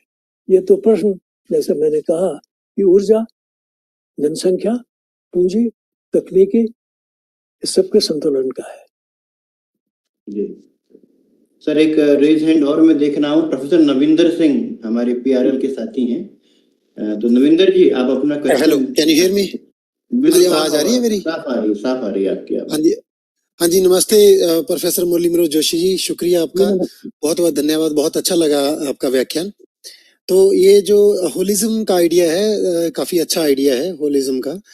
मेरा प्रश्न जो है वो एक्चुअली बहुत माइंड क्लियर नहीं है, बट यो मेरा प्रश्न है ये है कि फॉर एग्जांपल चाइना की ओर देखें अगर हम 1947 में चाइना में वही गरीबी थी जो इंडिया में थी, उनका भी सिस्टम बिल्कुल हर पक्ष में वो भी अपने जैसे ही था उनका, बट चाइना पिछले 70-75 साल में मींस इंडिया से काफी आगे निकल गया, और हमारे पास डेमोक्रेसी है और मान की बात है, लोकतंत्र है इंडिया में, बहुत अच्छी बात है, लेकिन जो लोकतंत्र है इसमें अगर हम होलिज्म जो आप बता रहे हो उसको कैसे उसमें इनकलकेट किया जाए, लाइक हम हमारे जो बच्चे हैं, स्कूल के बच्चे हैं, उनके अंदर ये चीज इनकलकेट की जाए कि वो एक पॉलिटिकल अवेयरनेस के आपको कैसे नेता चुनने हैं जो हमारे देश को वाकई तरक्की की ओर ले जाएंगे। और क्योंकि नेता का क्या है, नेता भी लोग चुनते हैं, लोगों से ही नेता निकलते हैं। अगर लोगों को, अगर ये फिलॉसफी जो आप मींस एडवोकेट कर रहे हैं, holism is a very nice philosophy, इसको इनकलकेट करें तो क्या हम मींस फिर चाइना से मे बी टाइम लगे लेकिन फिर चाइना से आगे भी निकल पाएंगे, क्या ऐसा हो सकता है? और एक मोटा मोटा कैसे होगा, मींस लाइक कैसा रहेगा अगर इस फिलॉसफी को अडॉप्ट करके? हाँ जी, देखिए ऐसा है कि चाइना ने एक दूसरी दृष्टि लगाई है, वो मटेरियलिज्म की है। हाँ जी, हाँ जी। तो उसके अंदर तो उसका एक रास्ता है और उसमें उन्होंने जनतंत्र को कोई वैसा महत्व नहीं दिया जैसा हमने कहा। अब सवाल उठता है कि क्या जनतंत्र उनका है या नहीं, जैसा जनतंत्र हमारे यहाँ यही जनतंत्र होना चाहिए, जैसा वो करते हैं वो भी जनतंत्र है। ये एक बहस का सवाल है। ये तो हमें तय करना होगा कि हम जितना खुला जनतंत्र चाहते हैं या जिसको हम जनतंत्र मानते हैं, वो उसकी अवधारणा ठीक है या जो चाइनीज पीपल्स डेमोक्रेसी है उसकी अवधारणा ठीक है, ये तो हमें पूरे देश के तरफ विचार पर तय करना पड़ेगा। मेरे विचार से खुलेपन की जनतंत्र की जो धारणा है वो ज्यादा ठीक है। हाँ जी, हाँ जी। लेकिन जो आपने ये सवाल उठाया कि क्या इसके आधार पर हम चाइना से आगे निकल सकते हैं, मेरा निश्चित मत है कि हम उससे आगे निकल सकते हैं, क्योंकि पहले उससे आगे थे। तो जब हम उससे पहले एक बार आगे थे तो उससे एक बार आगे भी निकल सकते हैं। हमें विचार ये करना है कि हमने क्या गलतियां की और हम उन गलतियों को क्यों दोहराते जा रहे हैं। जब तक हम इस बारे में एक सार्वदेशिक विचार नहीं करेंगे, इस पर ज्यादा गंभीर चिंतन नहीं करेंगे, पब्लिक डिबेट्स नहीं होंगी, तब तक इसका हल नहीं निकलेगा। ये किसी एक पार्टी का या एक नेता का सवाल नहीं है, ये सारे देश के भविष्य का भी सवाल है और वर्तमान का भी सवाल है। हाँ जी, हाँ जी। तो इसमें खुलकर बात होनी चाहिए। इसमें किसी तरह का जिसको मैं कहता हूँ मन में द्वेष रख के नहीं होना चाहिए। समझदारी के साथ में अगर बात ठीक है तो मैं आपकी बात ठीक मान लूंगा, हाँ ऐसा होना चाहिए। फिर इस पर दुराग्रह नहीं होना चाहिए, मगर डिबेट जरूर होनी चाहिए, बहस जरूर होनी चाहिए। मुझे खेद है इस बात का कि हम अपने देश में न तो संसद में और विधानसभाओं में बहस कर रहे हैं, न ही शिक्षा संस्थाओं में बहस कर रहे हैं। कई बार मैं देखता हूँ कि हम गांवों की संस्था में ज्यादा अच्छी बहस कर लेते हैं। हाँ, ये सही बात है। तो हमें देखना है कि क्योंकि हमारे गांव ने तो उस परंपरा को आज भी बना के रखा है जो पुरानी थी। गांवों में मैं आज भी कई चीजों को मैं बहुत सहज रूप से हल होते हुए देखता हूँ, जो कई बार सुप्रीम कोर्ट तक जाने से हल नहीं होती है। एग्री, बिल्कुल सही है। तो इसलिए ये आपने जो सवाल उठाया ये बहुत महत्वपूर्ण सवाल है और इस पर मेरी राय में बहुत खुल के बहस होनी चाहिए कि भारत को कैसे समाज की जरूरत है, किन जीवन मूल्यों की जरूरत है, जनतंत्र की जरूरत है या नहीं है, तो क्या पश्चिमी जनतंत्र की जरूरत है या भारत के जनतंत्र की जरूरत है, भारत में कोई जनतंत्र था या नहीं, और था तो वो कैसा था। अब हमारे यहाँ डॉक्टर अंबेडकर ने भी लिखा कि साहब ऐसा जनतंत्र था कि जिसमें गांव के व्यक्तियों को बहुत महत्वपूर्ण अधिकार थे, और ऐसे कुछ जनतंत्र भी 1000 साल पहले तक देश में जगह जगह थे जहाँ गांव सारा विचार करता था। बड़ी समस्याएं सिर्फ राजाओं तक जाती थी, लेकिन सामान्य समस्याएं गांव में विचार हो जाती, वहीं फैसले हो जाते थे। आर्थिक समस्याओं के फैसले हो जाते थे, सामाजिक समस्याओं के फैसले हो जाते थे, कोई मसले नहीं उठते थे। गांव के लोग तय कर देते थे कि ये काम में ऐसा लगेगा, ऐसा नहीं, बैठ के तय कर लेते। तो अगर हमारे यहाँ इतना खुला विचार करने की और समझदारी की एक परंपरा थी, तो वो क्यों खत्म हो गई? उसको हम कैसे ला सकते हैं? उसमें क्या गलतियां हो गई? उसको कैसे सुधार कर सकते हैं? इस पर जो आपने कहा, मैं सहमत हूँ, खुली डिबेट होनी चाहिए। और इस बात से भी सहमत हूँ कि मैं अगर कोशिश करें तो हम चीन से भी आगे हो सकते हैं, क्योंकि एक समय था जब हम चीन से बहुत आगे थे। एक स्पेनिश विद्वान था जिसका नाम था अंदलुसी, वो 8वीं शताब्दी में हुआ था, और उसने लिखा था कि दुनिया में सबसे अव्वल देश भारत है, क्योंकि यहाँ का राजा यानी यहाँ का जो विधान है और यहाँ की जो शासन व्यवस्था है वो बड़ी विज्ञान से भरी हुई है, और यहाँ बहुत तरह तरह के विचार करने वाले लोगों का समूह है, और ये सबसे आगे है। नंबर 2 पे उसने चीन को बताया था। तो ये 800 साल 900 साल पुराने तक तो बहुत आगे थे। बहुत सारी किताबें लेके गया था वो, इधर तक्षशिला यूनिवर्सिटी से बुक्स लेके गया था। हाँ जी, हाँ जी, थैंक यू सर। तो इसलिए ये आपने जो बात कही है विचारणीय है, और आपने उठाया ये सवाल, बहुत उठाया है सवाल। मैं चाहता हूँ कि ऐसे सवाल और उठे, जल्दी उठे तो अच्छा होगा। Thank you sir. धन्यवाद सर, बहुत ही रोचक और बहुत सुंदर सर डिस्कशन चल रहा है, लेकिन समय की सीमाएं हैं। मैं अंतिम प्रश्न लूंगा। हमारे साथी प्रोफेसर संजीव कुमार वो कुछ प्रश्न पूछना चाहते हैं। संजीव जी, आप अपना क्वेश्चन पूछ सकते हैं। धन्यवाद सर, आपका टॉक रियली बहुत ही अच्छा था, और आपने इतने कम समय में इतने अच्छे टॉपिक्स कवर किए। आपकी जो पर्यावरण से रिलेटेड जो चीजें थी वो काफी, आई थिंक उसमें असहमति की कोई गुंजाइश ही नहीं है। और मैं आपको बताना चाहूंगा कि हमारे प्रयोगशाला में हम कोशिश करते हैं कि पर्यावरण के जो बहुआयामी ये हैं, जैसे ओशन है, लेक्स है, रिवर्स है, सॉइल्स है, फॉरेस्ट है, हम इसमें काफी रिसर्च कर रहे हैं इधर। लेकिन एक सवाल जो हमारे मन में, और हमें देखिए कि लोग पूछते हैं कि बेसिकली द वर्ड की डेवलपमेंट का फ्लिप साइड है कि एक्सप्लॉयटेशन ऑफ रिसोर्सेज, और जो पर्यावरण में जो क्षति आती है, वो एक कॉमन आर्गुमेंट आता है कि अगर आपको विकास करना है तो कहीं ना कहीं ये तो होगा, और देन फिर सस्टेनेबल डेवलपमेंट की बात आती है। और आपने एक बहुत अच्छा चीज बोला कि ओवर एक्सप्लॉयटेशन नहीं होनी चाहिए, लेकिन आपने बोला कि सरकार डिपेंडेंट पॉलिसीज होती हैं।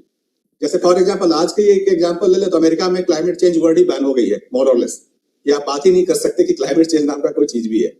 तो ऐसा आप बिकॉज लॉ मेकर रहे हैं और आप पॉलिसी मेकर रहे हैं, तो मैं आपका रिव्यू जानना चाहूंगा कि ऐसा क्या किया जाए कि जो पर्यावरण रिलेटेड चीजें हैं जो कि बहुत ही इंपॉर्टेंट है, इसको मतलब क्या किस तरह से एक नीति बनाई जाए जिससे कि ये चेंज इन पॉलिसीज इतना फ्रीक्वेंट ना हो किसी भी स्पेसिफिक लेवल पे। मैं इंडिया की नहीं, पूरी दुनिया में कहीं की बात कर रहा हूँ, तो कैसे किया जाए ये?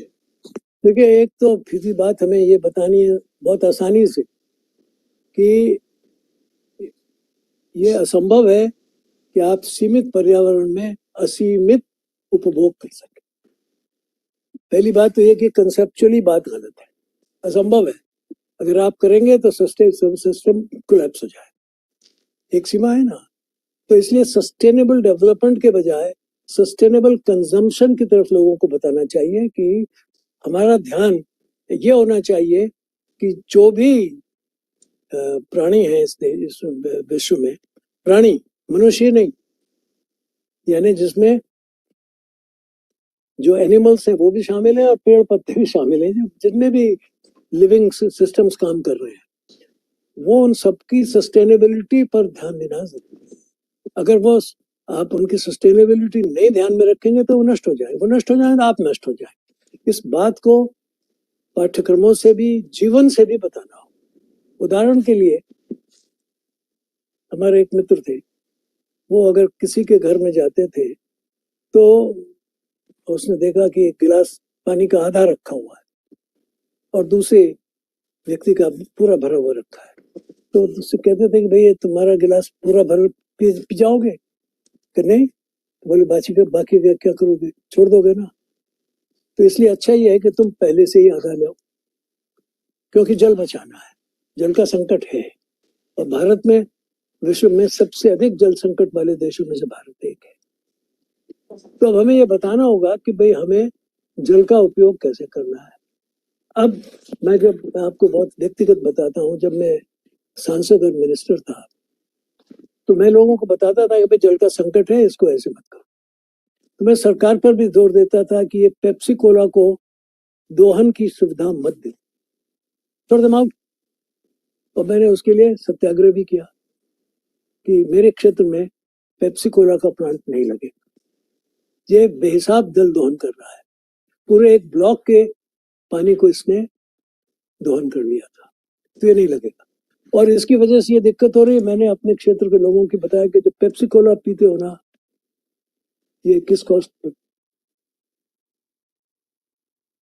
ये मेरा काम था क्योंकि मैं जनप्रतिनिधि था।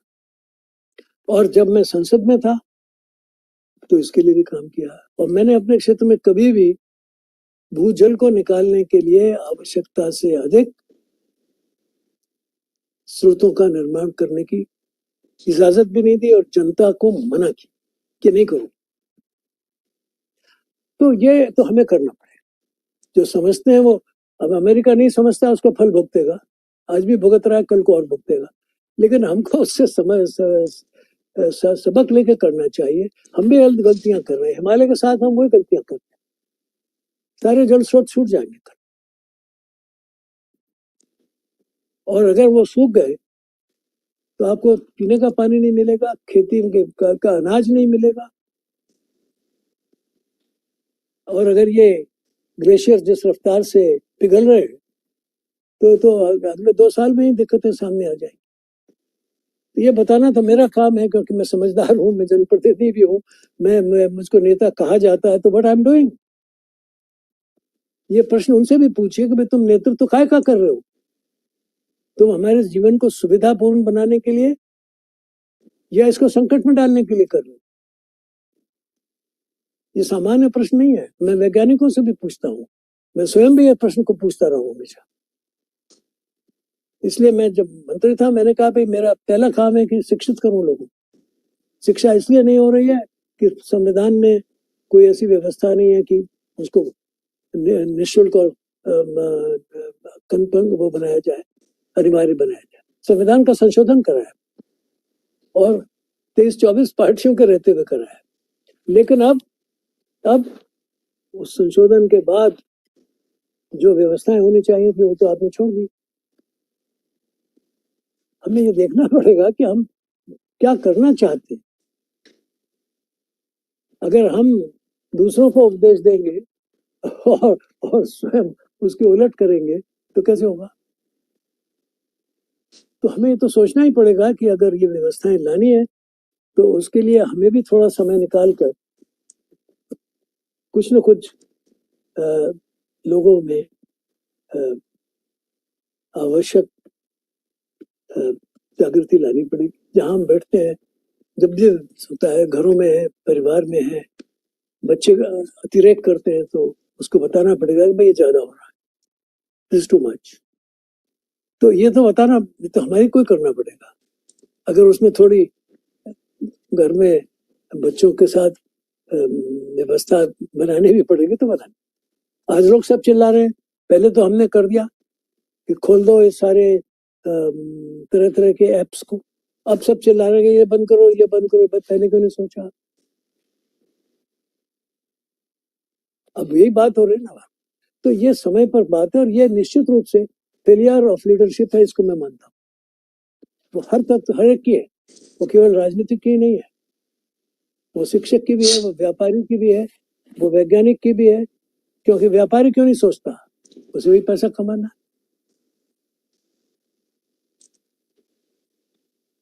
यानी अगर आप जीवन में मुख्य बात पैसा रख देंगे तो फिर आप कुछ नहीं कर सकेंगे। तो हमें भी तो संतुलन करना है कि कितना पैसा, कितना समाज, कितना मेरे बच्चों का भविष्य। मैंने अपने बच्चों को, मैं चूंकि नेबरहुड स्कूल में विश्वास करता हूँ, तो मैंने अपने, मेरी 2 बेटियां थी, दोनों को मैंने जो म्यूनिसिपैलिटी का स्कूल था उसमें पढ़ाया। वो चिल्लाती थी कि मैं अम्मा नहीं पढ़ेंगे, क्योंकि और मोहल्ले के बच्चे सब दूसरे स्कूल में नहीं, वहीं में चढ़ना है, इसका ये इस सिद्धांत को हमें देखना है। और फिर उसका नतीजा ये हुआ कि बहुत लोगों ने कहा भाई ये आप वहाँ पढ़ा रहे हैं। मैंने कहा देखो आप लोगों ने मोहल्ले की क्या हालत कर रखी। तो उसी क्षेत्र के लोगों ने उस विद्यालय का निर्माण कराना शुरू किया, उसमें बिजली भी लगवाई, क्योंकि उनको लगा कि भाई डॉक्टर साहब के बच्चे पढ़ रहे हैं और बच्चे भी पढ़ रहे हैं, तो क्या दिक्कत है। एक और मेरी बच्चियां आज तक हमको कहती हैं कि आपने हमको सड़े स्कूल में पढ़ाया था। लेकिन उसके बाद मेरे नेक्स्ट डोर बंगला मीडियम था, मैंने कहा नेबरहुड स्कूल बंगला मीडियम से पढ़ा। उसके बाद हिंदी मीडियम का स्कूल था, उसके बाद यूनिवर्सिटी थी, वो सब एक ही कतार में थी। तो आपको ये तो सोचना ही पड़ेगा कि आप कैसा समाज बनाना चाहते हैं और उसमें क्या कर सकते हैं, कितना कर सकते हैं। जो जितना कर सकते हैं उतना तो करें, अगर कुछ भी नहीं करेंगे तो फिर कुछ भी नहीं। धन्यवाद सर। जी धन्यवाद सर। सर इसी के साथ हम इस प्रश्नोत्तर सत्र को समाप्त करेंगे। और सर बहुत बहुत धन्यवाद, एक बहुत ही गंभीर विषय को आपने जिस तरीके से समझाया हम लोगों को, और बहुत ही बौद्धिक और बहुत ही आनंददायक रहा आपका व्याख्यान और ये पूरा हमारा डिस्कशन सेशन। और अब सर हम अपने विराम की ओर हैं, तो हम अपने साथी श्री प्रदीप कुमार शर्मा को मैं आमंत्रित करना चाहूंगा वोट ऑफ थैंक्स के लिए। प्रदीप जी। धन्यवाद भुवन जी, मेरी आवाज आ रही है? आ रही है बिल्कुल। आप सभी को मेरा सादर नमस्कार।